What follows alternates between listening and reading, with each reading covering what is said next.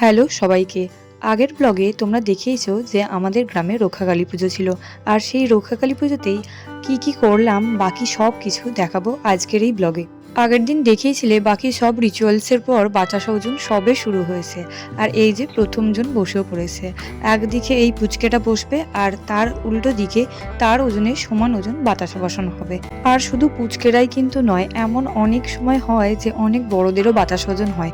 মায়ের কাছে একবার জিজ্ঞাসা করেছিলাম যে কেন এত বড় বয়সে বাতাসা ওজন এরকম হয়, তো তখন মা বলেছিল যে অ্যাকচুয়ালি তাদের মা বাবারা হয়তো ছোটো থেকে পারেনি, মানে বাতাসা ওজনেরও তো একটা খরচার ব্যাপার থাকে, তো সেই জন্য যখন সে বড় হয়েছে এখন হয়তো সেই ক্ষমতা হয়েছে, সেই জন্য এত বড় বয়সেও বাতাসা ওজন হয়। আর এবছরও কিন্তু একজনের হয়েওছে, বাট আমার আর সেই ভিডিও ক্লিপটা নেওয়া সম্ভব হয়নি। যদি হতো তাহলে অবশ্যই তোমাদেরকেও সেটা দেখাতাম। আর দেখো এবার আরেকজন পুচকেও বসে পড়েছে, সে আর তার দিদি দুজনেরই বোধহয় এবারে বাতাসা ওজন ছিল, তো দুজনেই তো পরপর গিয়ে বসলো দেখলাম। তো এইভাবে কিন্তু পরপর অনেক সবারই বাতাসা ওজন হয়েছে। আর তারপরে যে হরিণ লুকটা হয়েছে সেটা তোমরা লাস্টে দেখতে পাবে, মানে মনে হচ্ছিল যেন বাতাসার বৃষ্টি হচ্ছে।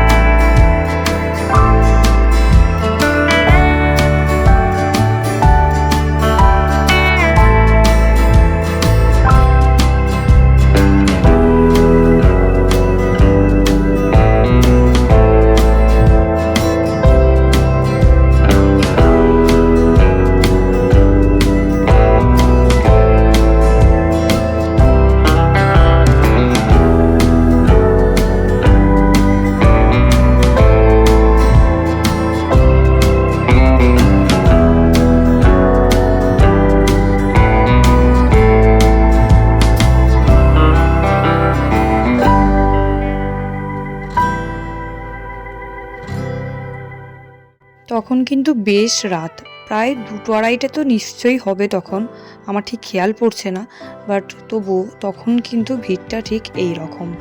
আর সত্যি কথা বলতে এখানে প্রচুর বক্স বাজে আমাদের এখানে, মানে এতটাই যেটা করা হয়তো উচিত নয়। আর এদিকটা পুরো বড় মাঠ, তো এদিকটা এই নাচ গান যেরকম হয় আর কি পুজোতে সেরকমটা হয়। আর যখন ছোট ছিলাম এই জায়গাটাতেই, মানে এরা এদিকটা নাচ টাচ করতো, আর ওই মাঠটা পুরো পেরিয়ে গিয়ে উল্টো দিকের একটা বাড়িতে আমার মনে আছে ওখানে দাঁড়িয়ে দাঁড়িয়ে আমরা সারা রাত্রি বাজি ফাটাতাম। আমি ফাটাতাম না, বাট আমার দিদি দাদারা সবাই মিলে ফাটাতো।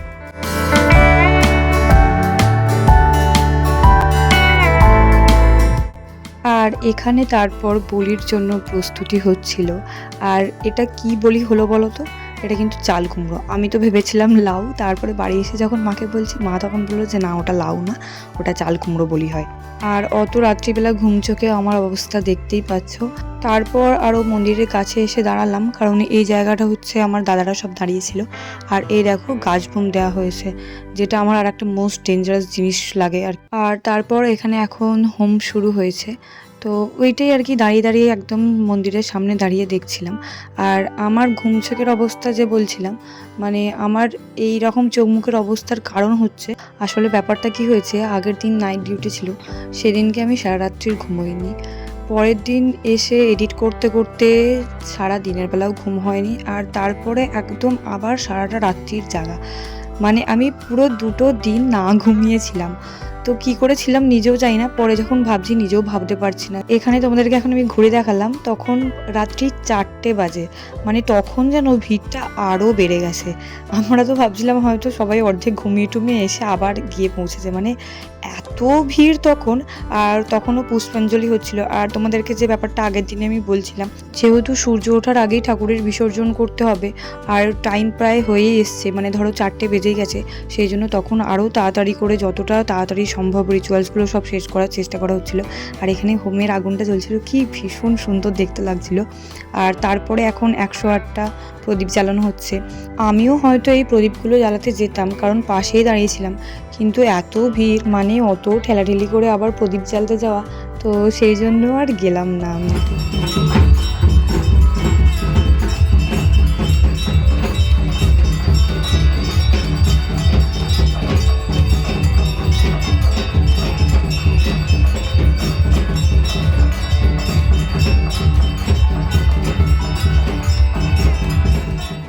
তল্লং বরেণ্যং বরদং শুভং নারায়ণ নমস্কৃত্য সর্বকার্য কর্মণি কারয়ে নমো শ্রীমাধব।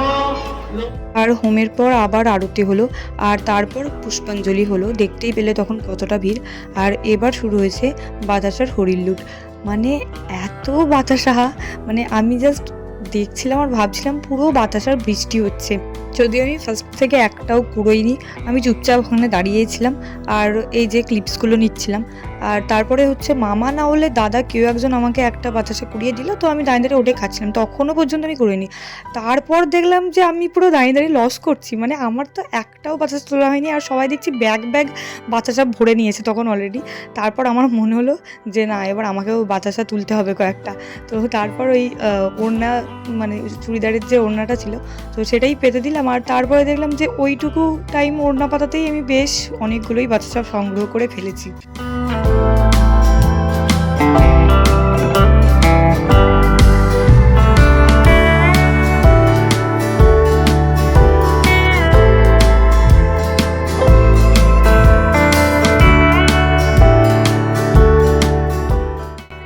আর তখন ওখানে দাঁড়িয়ে দাঁড়িয়ে বেশ ভালো লাগছিল। মনে হচ্ছিল যে হ্যাঁ, সারা রাত্রির যে জাগলাম, 2টো রাত্রি যে জাগলাম সার্থক, মানে সমস্ত রিচুয়ালসগুলো দেখতে পেলাম। আর এই যে হচ্ছে আমার বাতাসা সংগ্রহ, তখন অবধি এতটুকুই ছিল। তারপরে তো মানে অনেকক্ষণ ধরে তো হচ্ছিলো, প্রায় বাতাসা হরিল্লুটটা প্রায় 1.5-2 ঘন্টা ধরে তো হবেই। মানে বললাম না, ঠাকুর বিসর্জন হচ্ছে তখনও পর্যন্ত। আর এই যে মাকে তখন বার করাও হয়ে গেছে অলরেডি, এবার হচ্ছে বিসর্জনের জন্য নিয়ে যাওয়া হবে। আর তখনও পর্যন্ত কিন্তু হরিল্লুট চলছিল। এই ব্যাপারগুলো দেখতে আমার আরও অন্যরকম লাগে। মানে সেদিনকেই ঠাকুর এলো, সবার এত আনন্দ, এত অপেক্ষা। আর সারা রাত্রিরের পুজোর পর আবার ভোর হওয়ার আগেই বিসর্জন। বোধহয় আমি এই জিনিসটা দেখার জন্যেই সারা রাত্রির থেকে গেছিলাম। মানে 2টো রাত যে কী করে জেগে ফেললাম জানি না, কিন্তু সেদিন ইচ্ছা হয়েছিল যে বিসর্জন অবধি আমি থাকবই। মানে প্রতি বছর মাঝরাতির অবধি থাকলেও বিসর্জন অবধি আর কখনোই থাকা হয় না। সব সময় শুনি যে বাবা, দাদা, জেঠুরা একদম বিসর্জন অবধি ছিল, কিন্তু আমাদের আর হয়ে ওঠে না। তো সেদিন ইচ্ছে হয়েছিল থাকবো, আর ছিলামও। আর এখন তো ঠাকুর বিসর্জনের জন্য নিয়ে চলে যাওয়াও হয়ে গেছে। আর তখনও পর্যন্ত কিন্তু বাতাসার হরিল্লুট চলছে। আর এখানে কিন্তু প্রচুর ভিড়, মানে ভোরের দিকটা ভিড়টা প্রচুরই বেড়ে গেছিলো। আর একটা জিনিস দেখলে আরোই অন্যরকম লাগে, মানে ঠাকুরকে বার করে নেওয়ার পর আবার বাইরে থেকে মন্দিরের গেটটা আটকে দেওয়া হলো, তবুও একটা খারাপ লাগা তৈরি হয়।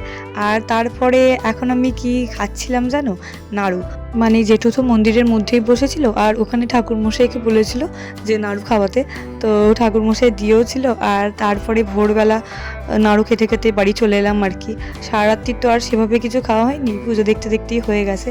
তো এখন নাড়ু খেতে খেতে বাড়ি আসছিলাম। আর ভোরবেলা কিছু না খাওয়ার পরেও ওই নাড়ুটা খেতেই ভালো লাগছিল আর কি। আর একটা জিনিস দেখবে, এ দেখো ভোর হয়ে এসছে, মানে প্রায় আলো ফুটবে ফুটবে করছে। তো এই জিনিসটার একটা ভালো লাগাটা অন্য রকম। আর ওই হসপিটালে দাঁড়িয়ে দাঁড়িয়ে ডিউটির মধ্যে থেকে সারা রাত জেগে ভোর দেখার থেকে এই ভোর দেখার যে কতটা পার্থক্য, মানে সেদিন আরও ভালো করে বুঝতে পারছিলাম। একটা অদ্ভুত ভালো লাগা ছিল। আর এই হচ্ছে লাস্ট অবধি আমার বাতাসার সংগ্রহ। পুজো শেষ। আর ভাবতেই পারছি না, 2টো রাত পুরো জেগে থাকাই। এবার গিয়ে ঘুমোতে হবে। আর আজকে রাত্রিবেলাও আবার এডিট করে ব্লগ দিতে হবে। তো আপাতত বাই।